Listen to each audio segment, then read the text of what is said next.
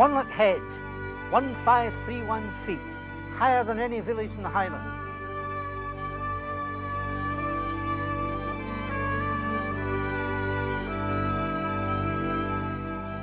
This wee street is called Goudskers Raw, Gold Scars Row, and down there you can see the scars where the gold was found.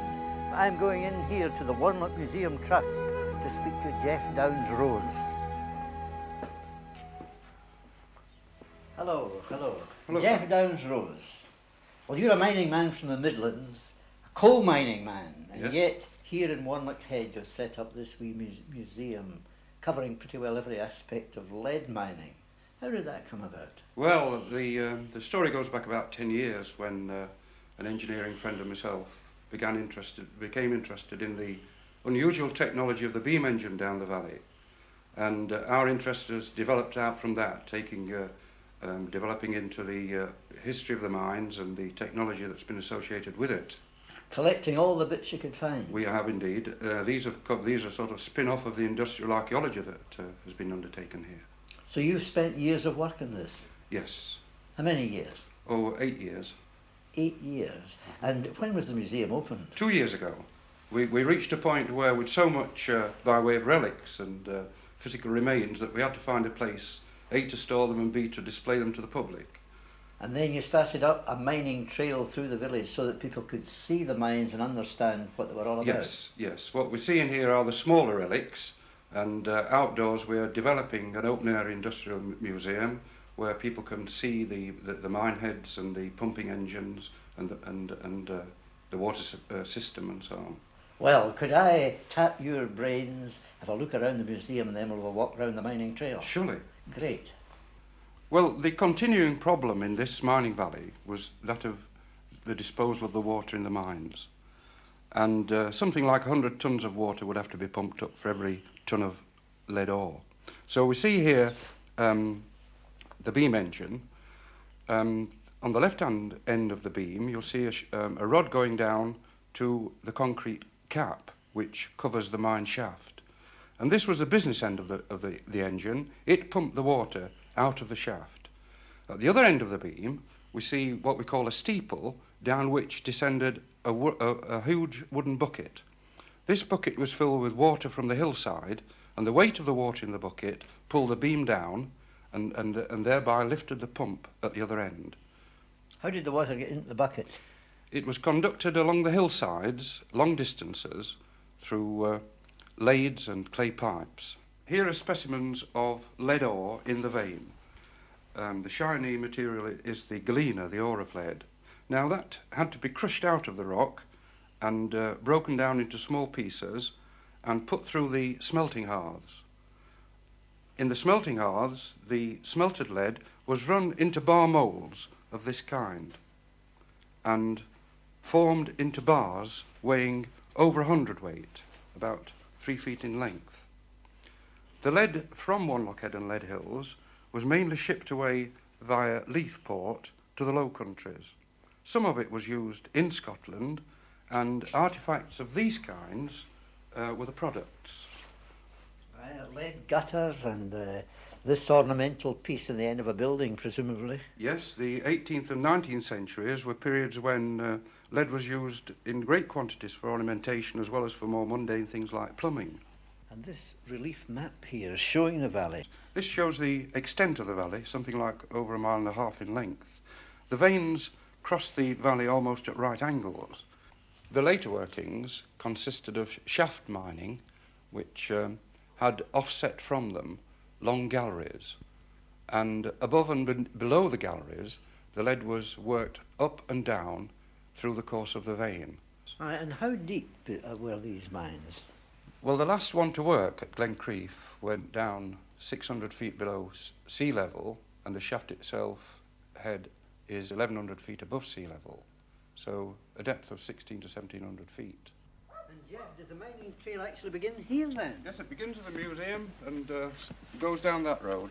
And you'll be able to see as we go down there some of the men employed on job creation who are conserving some of the remains of the buildings. Gee, that's an imaginative idea. Uh-huh. Well, you better have one of these, Tom, as we're going down a mine as well. Oh, good. Looking forward to it. Oh.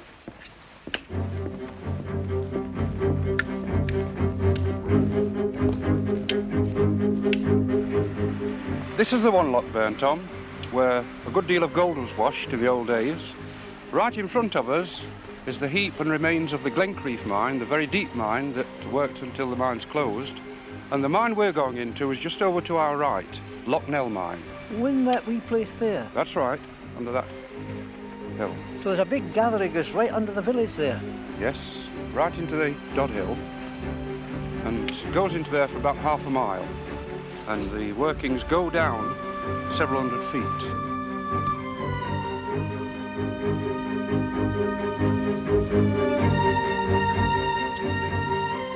This is the Locknell drift mine, Tom, and it was reopened last year using a couple of old coal miners from Sanker to do the timbering for us. Now you better have a pair of Wellingtons on. We've got some inside here, so slash it. I see you keep your head down here.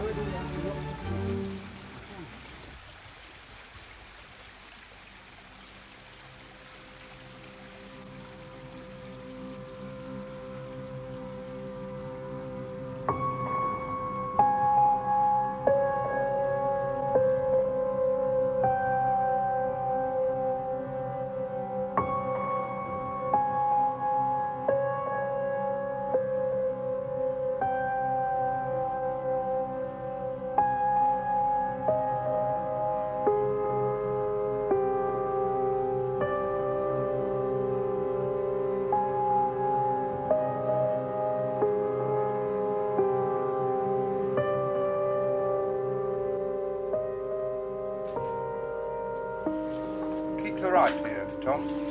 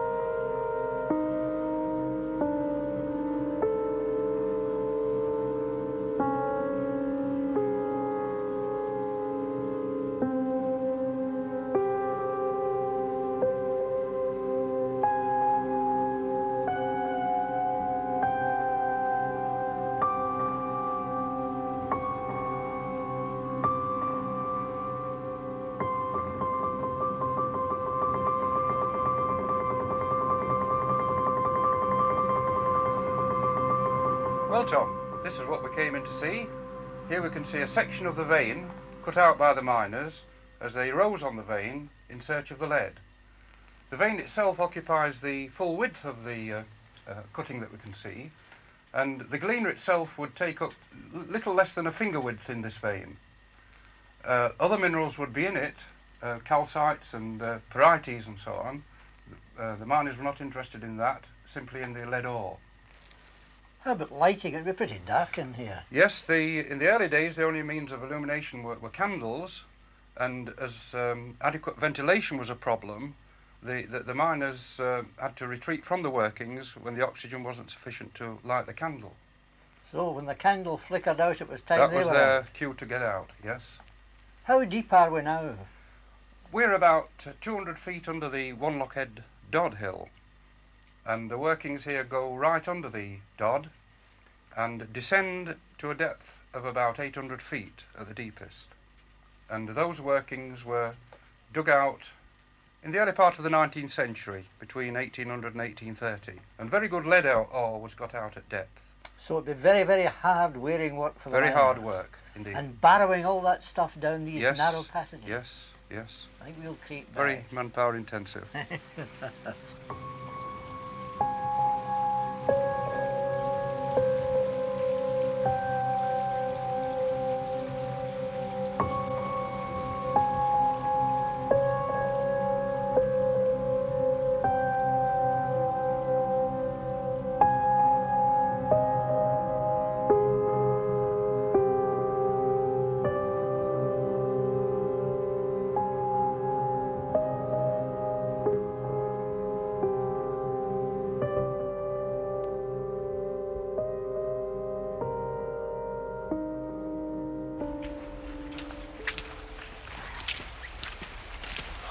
Well, that's the mine, Tom. Well, you know, Jeff, I've been on the top of many a hill, but that's the first time I've been right inside one. Uh-huh. And I'd love to meet some of the folks who used to work in there.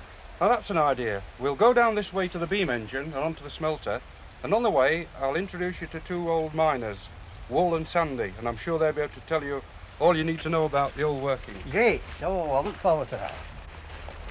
Sonny Scott, your grandfather was a lead miner, your father was a lead miner, and you yourself started lead mining at the age of 16 or thereabouts. What was it like then? Well, when I went down the mine in 1916, you went into a cage or a lift, as we like to call it. We called it cage. Went down to the level that we were working in. Perhaps about, what, 200 fathom, 300 fathom to start with. 1800 feet. 1800 feet. And you went across a drift, or a level, whatever. And you got to your worker, and you had to climb, maybe, not all the time, but as the working went up from one level to the other, you had to climb maybe 40 fathoms. And then you went in another level up above that, and you come down the other 40 fathoms, which was 80 fathoms. Your working was 80 fathoms between one level and the next level. And what was your And it job? was- Well, you went in there and you put up your machine, your boring machine, bored, fired, cleaned it up, same again, and you took up a hopper and a ladder road. The hopper was for letting supposed to be the lead down into the drift. The ladder road was for you to keep walking, to keep getting up and down. And believe you me, it was damn sore work. So you were Really? using explosives to... Explosives, dynamite. And then you took out the stuff that blew Took out out. the stuff that dynamite blew. And how were you paid? Oh, miserably, I would put it. Well, looking back, 27 attempts a week. During the First World War, yes, you'd maybe around about £3 a week, but that was the biggest wage ever I made down there. Was that piecework? That was in piecework. And was it a team you worked with? A team, 6 men, And these 6 men, were they working shifts all round the clock? all round the clock, Always working in the same stretch? always working on the same stretch. And somebody came and measured up what you had taken out, was that it? That's right. And were you paid actually on the lead, or were you paid by the ore you took out? It was paid by the fathom. I see. So, really, it didn't matter to you whether it was lead or whether it was rock? Doesn't matter to me. I mean, if he'd have paid, I reckon if they'd have paid us by the lead, they'd have got more produce out the mine as what they got. Well, I wasn't getting paid for tonnage. I was getting paid for feet. Therefore, I made feet my objective. I didn't care that I suppose I got no lead. I wasn't interested. As I say, it was feet I was paid by. And was it a good spirit amongst the miners? Oh yes, lovely spirit. Lovely spirit. What was the way of life in Wanlockhead then? Well, he had carpet bulls, and the company built an institute. He had billiards, reading room, baths, and quite comfortable. And how about the summer and the hobbies? Fun? How about summer when the hobbies were... well, you it had was- time to go out in the hills and so on, Yeah, had you? or kiting, or reading bowls, you know, brush bond, things like that. That's the way we put in our time in these days. Did you play in the band? I did. And as a matter of fact, I've got medals for my instrumental capability. You haven't, you haven't told me what instrument it was. It will be. A double bass? Yeah. Was it? Yeah. You don't still play it? Oh, no, me one now, Tom, me one. But tell me a wee bit about the actual mining now. You know, I've been down the Loch Nell drift today, way in through these alleys. Yeah. By the way, they were very wet in there. Yeah. And when you were working there, were these tunnels wet? Oh, yes. Some of them were dry, bone dry. And others, he wasn't 5 minutes later, and she was wet to the skin. And how about the space above your head? Well, that was solid. Now, to explain it right, I should have said this at the time. To explain it right, when you were along this level, you went up 6 feet on solid rock, and you cut forward maybe for 20 fathoms or 30 fathoms, whatever length the lead was at that particular point. And they drew in sticks, which was called a bunnet. And then he went up another 6 feet. Eh? And then he went across the same way again. And you brought up your hopper and your ladder road. It was damn sore work, Tom, I'm telling you. What was the length of a shift? 8 hours. It was near on 9 by the time you got down there, the time you could walk up, it was near on 9 hours. And did you I change? thought they wanted to me never seen God's daylight. He was in the day shift, did he? There is Ellen. And how did the change over? Pardon? How did the change over go? Did you do a week at that shift, A week at in the the other? day shift, a week in the back shift, and a week in the night shift. What was your favourite shift? Oh, the day shift. The day shift. Even although you didn't see the daylight. Even suppose you didn't see the daylight well. Did you keep healthy in the job? Oh, moderately. But I think it, well, I've liked to drink all my days. And I think if I hadn't drunk as much damn whiskey, I wouldn't have been here today. To be quite honest, no, you're wanting an interview and you're getting it straight for the shoulder. It takes one poison to kill another. And at one time, if he's brought it with dynamite, in this place, the doctor sent to the hill to get food. That was the medical profession at that time. Sounded a good We go cure. and get some fruits. And he was right. Was it an Well, there expensive? you are, I've seen you're all in it, huh? Eh? I'm thinking it was a gay expensive cure. Oh, well, but you could get it for what? 12 or 6 pence a bottle in these days, less, maybe 10 shillings a bottle. Now, how about the price of lead, which governed the wages? What was the situation there? Well, there again. When the mine shut, it was down to what, £8, 10 or £9, something like that. It wasn't anymore. And they dropped it for between 60 and 70 within 18 months, less. From 60 and 70. Yeah, down within 18 months. So that was bad days for the folks of It was bad days for Wanlockhead. bad days for any metal mines in the country, never mind Wanlockhead. And yet, after being away for a long time, you came back to the mines. I didn't. Well, they say your first love is your best, and I'm kind of inclined to believe that, because once you do a mine, well, you get a comradeship down a mine, you don't get in the surface. Where it was that brought me bunked it or no, I don't know, but at least 5 years at the second time, and then at that time I was getting out it again. Now, this comradeship that you're talking about, was it partly to do with the insecurity or whatever? Yeah. Well, for him, to see, I've seen him and I working an extra shift. You know, somebody was off unwell. And everybody did it, especially if it was a man and man with a family. I've seen me lie a double shift, often and often, not only myself, but other miners doing the same, so that this one could get his pay. Hadn't it been that, he wouldn't have hanged the living. Well, that's true. And they say they're the good old days, Tom. Oh. Well, the good old days, Oh. the good old I days don't in pull some no respects. punches. Eh? The good old days in some respects, that comradeship is tending to disappear now. It has disappeared. Definitely has disappeared. I'm sorry to say that up and down the country. Even amongst the miners it's disappearing. I know the same comradeship with miners now as what was then. There's nothing like it. Is that why that you like living in Wanlockhead? There's still a bit of it about. Oh yes, I wouldn't live any other place. Nice wee place to come and finish your days in. Well, that's the best advert I've heard yet for living anywhere. Yeah? In the early days of mining, before there was an A74, the way to Wanlockhead and Lead Hills from the Solway was over the tops of the Lowther Hills, or over the passes by the Enterkin and the Mennock. Then came the building of the 74, and people tended to shoot past the valley. But now, because of the very urgency of that great ribbon of concrete that carries such a flow of traffic, people want to escape from it, and more tourists are finding their way up to the head of the valley. and escaping to another century.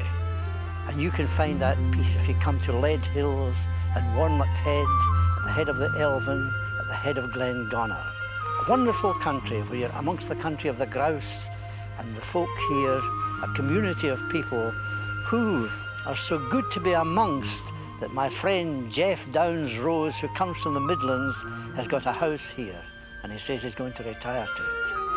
Try and not overlook these villages. You're in for a treat, and they lie just above the Clyde.